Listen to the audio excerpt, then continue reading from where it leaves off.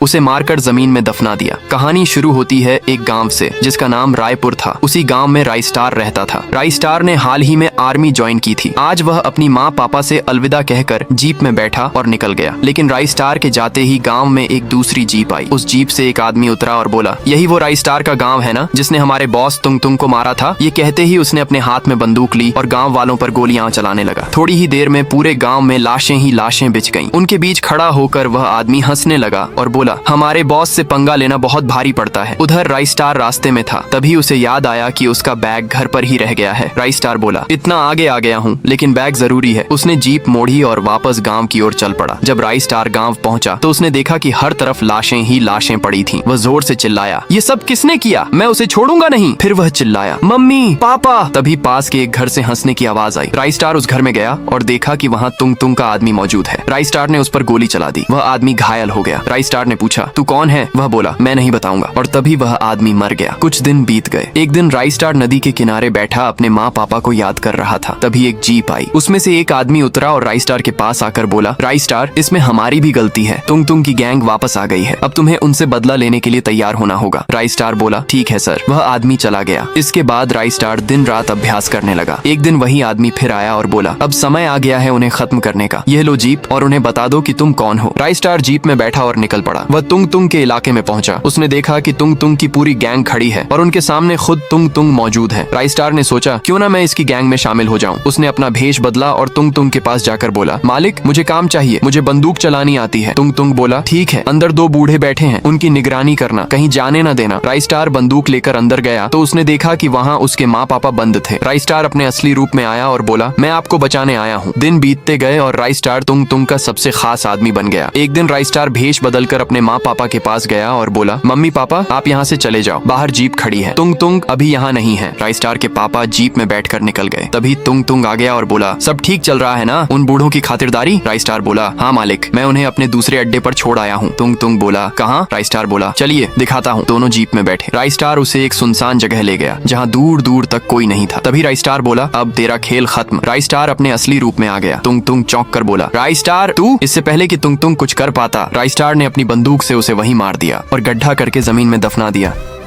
So guys, हमारा channel कुछ दिन से डाउन चल रहा है तो प्लीज एक लाइक और एक सब्सक्राइब करके अपने भाई को सपोर्ट दिखा देना।